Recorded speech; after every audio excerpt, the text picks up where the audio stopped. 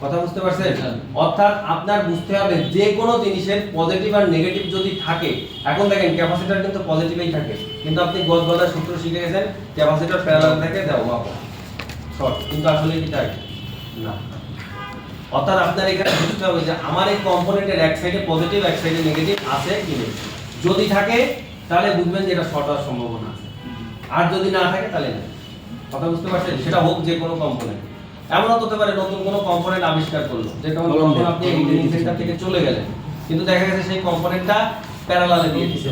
এবার আপনি তো জানেন যে ক্যাপাসিটর ছাড়া প্যারালালে তো থাকে না, থাকে আর থাকে টিভিএস ডায়োড বা জেনার ডায়োড যেটাকে বলে, এটা থাকে। তো আপনারা ম্যাক্সিমাম ক্যাপাসিটরই জানেন। এখন এই আপনি জানেন যে ডট বাজার দুটো নিয়ে, এরপরে তো আর জানেন না, তখন আপনি কি করবেন? তখন কিন্তু আপনার এই মুখস্থ বিদ্যার কোনো কাজেই দিবে না। তখন আপনার বুঝতে হবে যে এই কম্পোনেন্টের এক সাইডে পজিটিভ এক সাইডে নেগেটিভ আছে কিনা। আপনার সিরিজ প্যারালাল দাও মুখস্থ করার দরকার নেই, আপনি সহজ বাংলা শিখে যাবেন। বাংলা হচ্ছে একটা কম্পোনেন্টের এক সাইডে পজিটিভ আর এক সাইডে নেগেটিভ থাকলে সে কম্পোনেন্ট শর্ট হওয়ার সম্ভাবনা থাকে, এবং শর্ট হলে ওই কম্পোনেন্টকেই ধরতে হবে। আর যেটা এ পাশেও পজিটিভ এ পাশেও পজিটিভ অথবা এ পাশেও নেগেটিভ এ পাশেও নেগেটিভ, অর্থাৎ এক করতে সম জিনিস, সেটা হচ্ছে কি সিরিজ। এটা হলে লাইন ওপেন হয়ে যাবে, অর্থাৎ খুলে যাবে। একটা ব্রিজ ভেঙে গেলে যেমন একটা রাস্তা ডিভাইডেড হয়ে যায়, সেরকম। কথা বুঝতে পারছেন? অর্থাৎ আপনি যদি এই জিনিসগুলো না জানেন তাহলে আপনি কিন্তু আসলে বিপদে পড়ে যাবেন। কারণ ইলেকট্রনিক্স যেভাবে অগ্রগতির দিকে আগাচ্ছে, নতুন নতুন যেসব টেকনোলজি আনার চেষ্টা করে, আপনার এই মুখস্থবিদ্যা আপনার সঙ্গ দেবে না, তখন কিন্তু আপনার ঝামেলা। এই জন্য আপনারা যখন ক্লাস করবেন, যে স্যারই করার স্যারের কাছে জিজ্ঞাসা করবেন যে স্যার এটা কেন হলো, কি কারণে হলো, এটা উচিত কিনা বলেন জিজ্ঞাসা করা উচিত না? জি স্যার। নাহলে আপনার এই যে ছোট ছোট কিছু কিছু কোশ্চেন থেকে যাবে, এর উত্তর আপনি কোনোদিনও পাবেন না। আপনার থিওরি এত সব জায়গায় আপনার কিন্তু সব জিনিস লাগবে না কাজে, কিন্তু এই ছোটখাটো জিনিস, এই আজকে 31 ভাইবা হবে, এখানে কিন্তু এই কোশ্চেনগুলো করা হবে, তখন কিন্তু ধরা পড়ে যাবে। কথা বুঝতে পারছেন? আচ্ছা, তার আমার এটা যখন বন্ধ হয়ে গেল, তখন আপনাকে আমি বলি তাহলে আমাদের যে কম্পোনেন্টগুলো সিরিজে থাকে এগুলো হয়ে গেলে ওপেন হয়ে যায়। এখন দেখেন আপনার যে কম্পোনেন্টটা ছিল, এই যে আপনার বিপিএস কয়েলটা, এটা দুটো মাথা না, একটা প্রাইমারি একটা সেকেন্ডারি, মানে ওই পাশে। অর্থাৎ এটা যদি আপনার লাইন ওই বিপিএস কয়েলটা যদি উঠে যায়, তাহলে আপনার লাইন কি স্টপ হয়ে যাবে ওইখানে। অর্থাৎ এই পাশে একটা রাস্তা, এই পাশে একটা রাস্তা, মাঝখানে ব্রিজটা ভেঙে গেছে। এবার আপনি ডিরেক্টলি যদি মাল্টিমিটার ওই বিপিএস কয়েলের উপরে ধরেন, তাহলে যদি আপনি ভোল্টেজ পান, তাহলে আপনি বুঝবেন যে আপনার প্রাইমারি সেকশন, আপনার এত প্রথম থেকে মাপার কোনো দরকার নেই। কথা বুঝতে পারছেন? আর বিপিএস যদি তৈরি না হয়, তাহলে কি আপনি ডাইরেক্টলি বলতে পারেন যে আমার চার্জিং এসিডের সমস্যা? কখন এটা আপনি বলতে পারবেন না, কারণ আপনার আগেও তো অনেক কিছু আছে, এগুলো তো নষ্ট থাকতে পারে। ইনপুট হইলে যে না হয়, আপনি তখন কি প্রথম থেকে মেপে মেপে তারপর আসবেন। কখনো আইসি কে আগে হিট করবেন না, কখনো কোনো সময় না, কারণ আইসি এত সহজ না আপনি একদম ধুম করে নষ্ট হয়ে যাবে। এটা সাধারণভাবে কেন নষ্ট হয়ে জানেন? আমাদের মতো যারা টেকনিশিয়ান কাজ করে এরাই হিট দিয়ে নষ্ট করে দেয়, আইসি এত সহজে নষ্ট হয় না। আপনি যে কোনো জায়গা মাপার আগে আগে আপনি লাইন চেক দিবেন, দেন কম্পোনেন্ট, দেন আইসি, এর বাইরে আপনি যাইতেই পারবেন না। এটা হলো আইসি মানে সার্ভিসিং করার রুল। আপনি ডিরেক্টলি আইসিতে যে হিট দিতে পারবেন না, কারণ আইসি আদতে যদি নষ্ট নাও থাকে, আপনি হিট এটাকে নষ্ট করে দেবেন। কথা বুঝতে পারছেন? জি স্যার। তাহলে এই শর্ট কেন হয় না, এটা কি বুঝতে পারছেন? এটা আপনাদের তো শর্ট ক্লাসে হয়ে যাবে। আপনাদের শর্টের ক্লাস হইছে? তাহলে তো আপনার এটা শর্টের ক্লাসে আপনি ডেড ফোন, মানে কি আপনার এই স্টেজের করার কোনো স্টেজ নাই, এটাই লাস্ট স্টেজ। তো এইখানে এসে যদি এগুলো আপনারা মিসিং করেন, তাহলে তো সমস্যা। কথা বুঝতে পারছেন? তো শর্ট জিনিসটা কিভাবে হচ্ছে, কারণ আপনারা ফোনটা ডেড হবে, একটা ফোন কিন্তু ডেড হতে পারে শর্টের জন্য, কোনো কানেক্টর মিসিং, ডেড কোনো সিমটম না। এটা তো একটা মনে করেন যে ধরেন জ্বরের মতো, একটা মানুষের জ্বর, পা কেটে গেলেও হয়, কোনো অর্গান নষ্ট হয়ে গেলে হয়, জ্বরের মতো। কথা বুঝতে পারছেন? তো যাই হোক, ডেড বিভিন্ন কারণ হতো, আপনার যদি ব্যাটারি কানেক্টরও খুলে যায় তাও ডেড হয়ে যায়, কারণ আপনার ফোন অন হয় নাই মানে তো ডেড। হ্যাঁ, হইতেই পারে আপনার প্রাইমারি ওভেন উড়ে গেছে, কোনো কিছু সই তো করবে না, তখন এটাও তো ডেট। অর্থাৎ ডেট আপনার বিভিন্ন কারণে হতে পারে, কিন্তু এটা আপনি বুঝেন, কাস্টমার তো আর বোঝে না। কথা বুঝতে পারছেন? এখন আপনি কি বুঝছেন আপনার কোশ্চেন আনসার? হ্যাঁ, যে এটা ব্যাটারি ভোল্টেজ না, এটা ভিবাস ঢোকার পরে দুটো ভোল্টেজ তৈরি করে, একটা ভিবার একটা ভিপি। ভিবারটা দিয়ে ব্যাটারিকে চার্জ করা হয় আর ভিপি দিয়ে ফোনটাকে রান করা হয়। যখন কানেকশনটা আমি অফ করে দিই তখন ব্যাটারি থেকেই আমার ভিবার দিয়ে ভিপি তৈরি করে। এটাই হলো মূল মেকানিজম। আচ্ছা, চিত্রটা তো মনে আছে? এখন দেখেন পাওয়ার বাটন, যখন পাওয়ার বাটনে ভোল্টেজ কত থাকে বলেন তো? 1.8 থেকে 4.2। এই ভোল্টেজটা কি ফোন অন করার সঙ্গে সঙ্গে পাই না অন করার আগেই পাই? অন করার সঙ্গে সঙ্গে পাই। জি স্যার। ওয়াও, স্যার আগে থেকে পাই। রিভার্স তৈরি হলে ওটা পাবেন। রিভার্স তৈরি হলে এটা পাবে। স্যার ডিপিএস তৈরি হলে স্যার আমরা পাবে স্যার। ভিডিও লেভেলে না ভিডিও লেভেলে কেমন হবে স্যার? আমি বলছি পাওয়ার বাটনের ভোল্টেজ এটা কি ফোন অন করলে পাবো না অন করা ছাড়া পাবো? অন করা ছাড়াই পাবে স্যার। অন করলে পাবো। কথা বুঝতে পারিনি স্যার। মানে ওখানে তো ব্যাটারি কানেকশন দেওয়ার সাথে সাথে ভোল্টেজ চলে যাবে স্যার।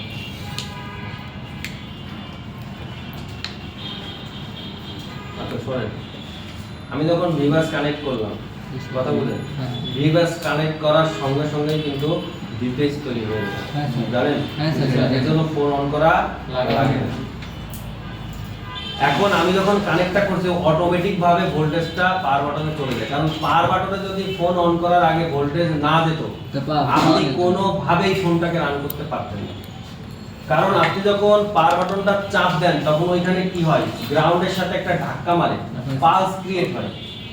পালস ক্রিয়েট হয়ে যাওয়ার পরে তারপরে কি হয়, পাওয়ার আইসির কাছে এই পালসটা যায়, যাওয়ার পরে পাওয়ার আইসি কি করে, ক্রিস্টালের কাছে যায়। ক্রিস্টাল মানে আরেকটা ধাক্কা, মানে বুস্ট করে দেয়, মোটরসাইকেলের প্লাগের মতো, অনেকটা মোটরসাইকেলের প্লাগের মতো। এটা যখন পালস করা শুরু করে, করার পর ওই যে বিবি ক্লক আছে না, বিবি ক্লক যায় সিপিইউর কাছে। সিপু থাকে ঘুমায়, সিপু তখন কিন্তু রান না, সিপু থাকে সিপি একটা সিগন্যাল। তখন ওই বিবি ক্লক যখন ওইখানে যায়, যাওয়ার পরে সিপু তখন ঘুম থেকে জেগে ওঠে। জেগে ওঠার পরে আরেকটা লাইন দিয়ে পাঠায় দেয় পাওয়ার কাছে যে ভাই আমি সিগন্যাল পেয়ে গেছি, এখন আমি জাগ্রত, এখন আমার খিদে। পরে আপনারা সকাল থেকে যখন ঘুম থেকে ওঠেন তখন আপনাদের ক্ষুধা লাগে না? তো ওরা তখন খিদে লাগে, তখন খিদে বলতে কি ওকে বলে বাঘ ভোল্টেজ আমাকে প্রেরণ করো। তখন বাঘ ভোল্টেজ আপনার কি হয়, পাওয়ার আইসি থেকে সিপিইউর কাছে যাওয়া শুরু করে। তখন পাওয়ার আইসি কি করে, হাই এলডিও লো এলডিও তৈরি করে। এটা কার জন্য করে? কথা বলতে পারছেন? ইউনিটের জন্য বাক ভোল্টেজ তৈরি করে। যখন বাক ভোল্টেজ তৈরি করা হয়ে গেল তখন নিচে আরো দুটো কানেকশন দেখছেন, ইও রিসেট, ইও ভোল্ট দেখছেন, বিসিসি ওয়াচডগও বলা হয়, ওয়াচডগও বলা হয়।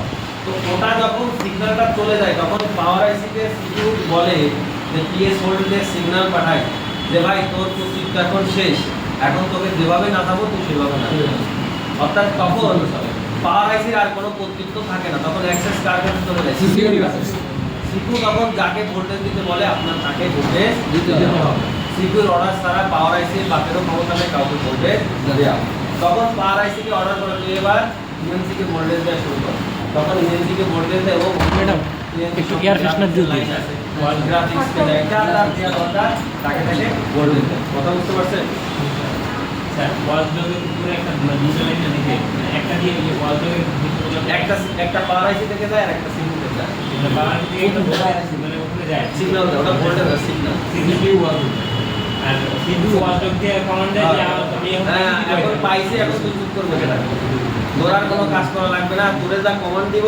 ইএমসি এর জন্য তো লোয়ার দিয়ে হাই লাগে, ইএমসি এর জন্য আরো দুটো লাইন পাওয়ার আছে থেকে ওই দুটো এর জন্য দুটো হাই এন্ড দুটো লো এন্ড, চারটা লাইন না, দুটো হাই এন্ড দুটো লো এন্ড। এবং সিপিইউ আর ইএমসি এর মাঝখানে দেখছেন দুটো দাগ, ওখানে তিনটে লাইন থাকে, ক্লক লাইন, একটা কমান্ড লাইন, একটা কমান্ড লাইন থাকে। মানে এখন হচ্ছে আপনাদের এত কিছু মাথা ঘোরানোর দরকার নেই, আপনি কমন জিনিসটা জানেন।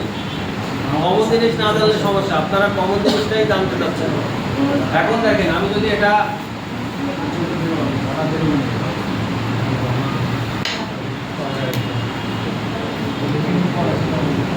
তাহলে আমরা যেখানে ছিলাম এখন আমার দরকার বিপেজ তৈরি হয়ে গেছে, বুঝতে পারছেন? বিপেজ তৈরি হওয়ার পরে এই লাইনটা কার কাছে যাবে? পাওয়ার। এখন দেখেন এটা আমাদের কি লাইন, স্যার এটা প্রাইমারি সেকশন কি সেকশন প্রাইমারি সেকশন অর্থাৎ আপনার এখানে যদি ফুল শট হয় তাহলে আমরা কোন সেকশনকে ধরব ফুল শট প্রাইমারি হাফ শট হইলে তাহলে আমার এই জায়গা থেকে দেখেন এইখানে কিন্তু অনেকগুলো ক্যাপাসিটর থাকে জানেন আপনারা বোর্ড যখন রিয়েল টাইমে সার্ভিসিং করবেন তখন দেখবেন যে আপনার একসাথে 10-12টা মনে করেন ক্যাপাসিটর নষ্ট তাহলে কি 10-12টাই নষ্ট স্বপ্ন দেখাইতেছে হ্যাঁ তো আমার এক স্টুডেন্ট ছিল ও করছে কি একদিনকে দেখি কি ক্যাপাসিটর ফেলাইতে ম্যাক্সিমাম অর্ধেক ক্যাপাসিটর ফেলাই আমাদের এরকম হলো কেন বলতে স্যার শর্ট দেখাইতে সব মানে বাজারে ব্যবসা তো সব শর্ট দেখাই মানে এই ব্যবসা কি যে আমার টোটাল যা ছিল সব নষ্ট আসলে কি তাই না স্যার। আপনারাও কিন্তু এই ভুল কাজ করেন না না স্যার। কারণ প্রবলেম হলো একটার জন্য সবাই নষ্ট হয়ে যাচ্ছে তখন কি করবেন রজন খাবি চাল করা একদম রজন খাবি মাইরা দেবেন যেটা নষ্ট সেটা ঘামবে ঘামে কেন বলেন তো হ্যাঁ অর্থাৎ ইলেকট্রনিক্সের ভাষায় দেখা যায় যে একটা ভোল্টেজ একটা কারেন্ট যেটাই বলেন এটা খুব সহজ রাস্তা খুঁজে যে কোন জায়গাতে আমি বেরোবো কথা বুঝতে পারছেন এখন যেটা শর্ট সেটা তো নেগেটিভ হয়ে গেছে তাই না টোটাল লাইন নেগেটিভ এখন নেগেটিভ থেকে পজিটিভ পাস হবে এখন যে এখানে আসে পুশ করে এখান থেকে বেরিয়ে যাবে তখন ও গরম হয়ে যায় অর্থাৎ ইলেকট্রিসিটি অলওয়েজ সহজ রাস্তা খুঁজে কোনখান থেকে আমি বেরোতে পারবো এখন দেখেন এইখানে আমি যখন আমার ঢুকবে তখন এইখানে আমি কিন্তু অটোতে আমার ভোল্টেজ চলে আসবে ফোন অন করা ছাড়াই এখন আপনি এখানে দিলেন চাপ মারলে এখান থেকে পাওয়ার আইসি থেকে এই যে ক্রিস্টাল সর্বদা মনে রাখবেন আপনার অনেক হেডফোনে পাবেন ক্রিস্টালের ঝামেলার জন্য ফোন দেন আপনার বোর্ডেতে ক্রিস্টাল আছে না যদি কারো রানিং বোর্ড থাকে এই বোর্ডটা কি করবেন আপনি ডিসি পাওয়ার সাপ্লাই লাগায় রিডিং চেক দিবেন যে আপনার রানিং বোর্ড আপনি ক্রিস্টাল খুলে ফেলে একবার চেক দিন তো স্যার পিস্টল কি আছে মার্কেটে এরকম আছে ক্রিস্টাল আছে কি বলে 100% পিস্টল আছে তো পুরো আপনার বোর্ডে ক্রিস্টাল না থাকলে তো যেমন আপনার যদি পেসমেকার মেশিন বডিতে না থাকে তাহলে তো আপনার অস্তিত্বই থাকবে না আপনার চলবেই না আপনার টোটাল হার্টবিট হবেই না 100% আপনার যে কোনো বোর্ডে ক্রিস্টাল থাকবে হোক সেটা বাইরে হোক সেটা আইসি সাপোজ আমরা একটা ফোনের জন্য পিস্টল নষ্ট হয়ে গেছে এই মার্কেটে আমরা এক্সট্রা কিনতে পারবো না ক্রিস্টাল আলাদাভাবে কিনতে পাওয়া যায় না এটা ক্রিস্টাল সহজে নষ্ট হয় বলা ক্রিস্টাল যদি কখনো দেখেন আপনার মনে হয় যে আপনার বোর্ডের সব কিছুই ঠিকঠাক আছে তারপর আপনার ফোনটা ডেট তখন কি করবেন ক্রিস্টালটা একটা শেক দিবেন না হলে উঠায়ে এখানে একটু শোল্ডার লাগে আবার লাগাই দিবেন দেখবেন না ক্রিস্টাল সাধারণত নষ্ট হয় তো ক্রিস্টাল আলাদাভাবে কিন্তু মার্কেটে বলে কিনতে পারবো না সব করে লাগাই ক্রিস্টাল নষ্টই হয় না তো নষ্ট হয় না এটা হবে কি কাস্টমার হাত থেকে ফেলে দিয়ে ভাঙবে এক নম্বর 2 নম্বর হচ্ছে আপনার ওয়াটার ট্যাপের যদি হয় এখানে যদি শ্যাওলা পড়ে তাহলে হতে পারে এছাড়া এটা আসলে প্রবলেম হয় না তো এই ক্রিস্টাল না থাকলে আপনার ফোন কিন্তু ডেড হয়ে যাওয়ার সম্ভাবনা সব কেয়ারফুল এইখান থেকে সিগন্যাল চলে যাবে কার কাছে ডিবি কুলাতে সিগন্যাল যেটা আগেই বলছি এইখান থেকে এইখানে এসে আপনার কি সিগন্যাল আবার ব্যাক দিবে এখন দেখেন আপনার মনে করেন এই কয়েলটা নষ্ট এই কয়েলটা কি নষ্ট এখন দেখেন বাক ভোল্টেজ যাচ্ছে এইখানে কষ্ট করে দাঁড়াবে স্টপ পরেরটা পাই এখন দেখেন এইখানে যদি স্টপ থাকে তাহলে আপনি DC power supply MPR reading দেখাবে না দেখাবে স্যার কিছু দেখাবে দেখেন এইখান থেকে আসছে 2 3 4 5 6 করে এসে ধরেন 7 8 এ যে আর এমপিআর যায়ও না লড়েও না চলবে কি এরা তো নষ্ট দেখি যাইতে পারবে না স্যার পারবে না দাঁড়ায় আছে এখন দেখেন আপনার এমপিআর রিডিং দেখাচ্ছে 7 8 6 আপনারা এরকম রিডিং এ যান না জি স্যার যে 6 7 8 দাঁড়াচ্ছে তার মানে কি 6 7 হচ্ছে মানে কি আমার এখানে ক্রিস্টাল কিন্তু বুস্ট করতেছে বাক ভোল্টেজও কি হচ্ছে যাচ্ছে কিন্তু যার মধ্যে মাঝখানে কি চুপ করে দাঁড়ায় আছে কারণ ওর কিছু করার নেই।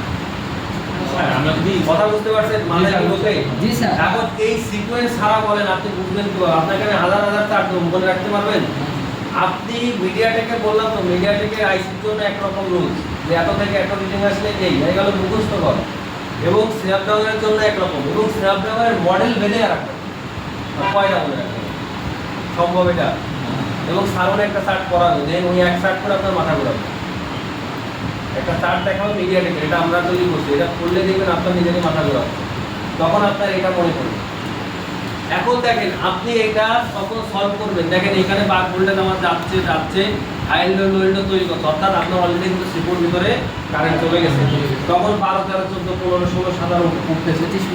ওঠার পরে দেখেন এইখানে যাওয়ার পরে যখন এই যে পিএস হোল্ডার, পিএস রিসেট, এই পিএস হোল্ডে যখন পাওয়ার আইসি বলবে তুই সিপুকে এখন কি দে ভোল্টেজ দেওয়া শুরু কর, তখন ও যখন ভোল্টেজ দিবে তখন দেখেন এখানে ধরেন 16, 17, 15, 18 এরকম 20 নিচে, মানে 200 মিলি অ্যাম্পিয়ার, বুঝতে পারছেন?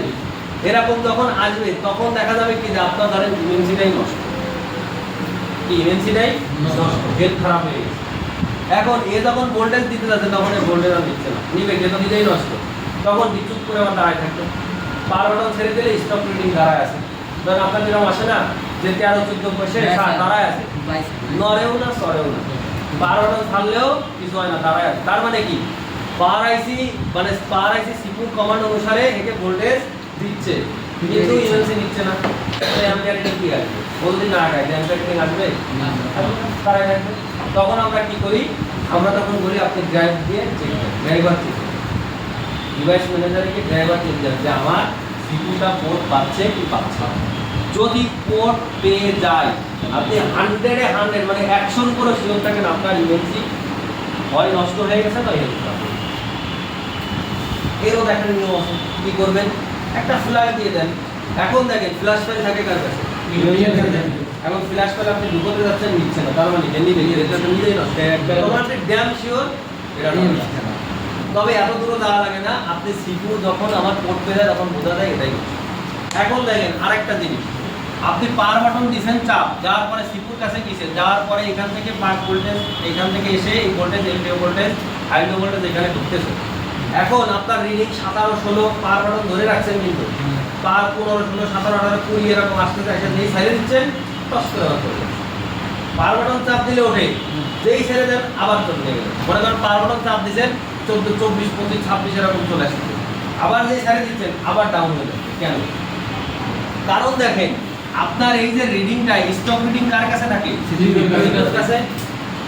এখন দেখেন আপনি চাপ দিচ্ছেন, এইখানে আসছেন, যেই ছেড়ে দিচ্ছেন তখন এখান থেকে পালসে বন্ধ আছে, সিপিইউ কি আর ধরে রাখতে পারতেছে না, তখন কি টস করে পড়ে যাচ্ছে। মাথায় কি কিছু ঢোকে? আচ্ছা, বিষয়টা দেখেন, আপনি যে অ্যাম্পিয়ার, এটাই মূলত কি দেখেন, ডিসি পাওয়ার সাপ্লাই কিন্তু ব্যাটারি অল্টারনেটিভ, ব্যাটারিতে ডিসপ্লে না, এটা ডিসপ্লে আছে, এই জাস্ট এটুকু। এখন দেখেন আমরা যে রিডিংটা দেখি এটা কি কারেন্ট হলো, ভোল্টেজের এখানে কিচ্ছু নাই, ভোল্টেজ চুপচাপ, ভোল্টেজের এখানে কিচ্ছু নাই, আছে কি অ্যাম্পিয়ার। আমরা ডিসি পাওয়ার সাপ্লাই কি দেখি, কি দেখি অ্যাম্পিয়ার দেখি, কি দেখি অ্যাম্পিয়ার দেখি। এখন আপনি যদি, হ্যাঁ একই জিনিস, এখন ধরেন চাপ পাচ্ছেন, মানলে এখান থেকে এসে কারেন্ট হলো, হচ্ছে কিনা, এর অর্ডার পেয়ে এখান থেকে আবার কি ভোল্টেজ এখানে যাচ্ছে। এখন আপনি কিন্তু পাওয়ার বাটন চাপ দিয়ে আছেন, এখন আপনারা বলেন স্যার আমি যতক্ষণ চাপ দিয়ে থাকি রিডিংটা থাকে, যখন ছাড়ে দিই আবার করে, আবার চাপ দিলে আবার হয়, আবার চাপ দিলে আবার করে, ছাড়ে দেওয়ার সাথেই পড়ে যায়। তার মানে কি এটা রিডিং ধরে রাখতে হবে, কথা বলেন নাই। এখন অনেক সময় এরকম কন্ডিশন দেখা যায় যে কিছু কিছু সিপিইউর ক্ষেত্রে আমরা কনফিউশন হয়ে যায় যে আসলে এটা ইউএনসির সমস্যা না সিপিইউর সমস্যা। খুবই সহজ সমাধান, ডিভাইস ম্যানেজারে যাবেন, যে পোর্টটা কানেক্ট করবে, যদি পোর্ট পাই তাহলে তো সিপিইউ, কারণ পোর্ট যদি না পাইতো তাহলে সিপিইউ ওকে না থাকলে পোর্ট পাইতো, ড্রাইভার পাইতো না। আপনি সহজ সমাধান, আপনার সিপিইউ ওকে, তাহলে প্রবলেম কার, ইউএনসি। এখন অনেক সময় দেখেন আপনি চাপ দিচ্ছেন কোনো রিডিংই আসে না, তার মানে কি পাওয়ার আইসি থেকে কোনো ভোল্টেজ তৈরি হচ্ছে না, তারা রিডিং দেখাবে কেন? দেখেন আপনার এটা টস করে খুলে পড়ে গেছে, তাহলে এক এসা চুপ করে ছাড়ে দিচ্ছেন, পড়ে যাচ্ছে, চাপ দিচ্ছেন, 1, 2, 3 এসা চুপ করে দাঁড়াচ্ছে, আর ছাড়ে চুপ করে যাচ্ছে। তার মানে কি এটা নিজেই ঝামেলা, তো তবে আবার ধরেন এটা নিজেই পাওয়ার আইসি নিজেই ঝামেলা, কথা বুঝে পাওয়ার আইসি নিজেই ঝামেলা। এখন আপনি দিচ্ছেন চাপ, এখন অ্যাম্পিয়ার রিডিং দেখাবে, এক এসা চুপ করে, ওখানে আসবেই না, দিন হ্যাঁ কারেন্ট ফ্লো দেখাবে, কারেন্ট পাসই হচ্ছে না, মাথায় কি ঢুকতেছে কি, তাহলে বলেন যে এই কারেন্ট ফ্লো যদি আপনি এই মেকানিজমটা না জানেন আপনি দেখুন কেমন সমাধান। আপনার বোর্ডের সিকোয়েন্স জানতে হবে যে আপনার এই বডি বা আপনার এই দেহটা কীভাবে চলে, কারণ ডাক্তার যদি না জানে তাহলে সে সার্ভিসিং করতে পারবে যে আপনার আসলে প্রবলেম কোন জায়গায় হবে। আর আপনার যে বোর্ডটা, এই বোর্ডটা যদি আপনি সলভ করতে না পারেন বা না জানেন যে আসলে কারেন্ট সিকোয়েন্স কোন কোন জায়গাতে কীভাবে পাস হচ্ছে, তাহলে আপনি এই বোর্ডের সিকোয়েন্স আপনি করতে পারবেন না, সম্ভব না কোনোভাবে। অর্থাৎ আপনার মাথায় এটা সেট করে নেন, সেট আসলে দেখে বলবেন যে এখান থেকে এটা হতে পারে, ধারণা নিলেন যে এখানে আমার হতে পারে, এইবার চেক দিলে আপনি কনফার্ম হয়ে যান কম। আর আছেই তো পাওয়ার আইসি সিপিইউ আর আর এটা তো প্রাইমারি, এক ডিটেইল দেখলেই তো প্রাইমারি শেষ হয়ে গেল স্যার।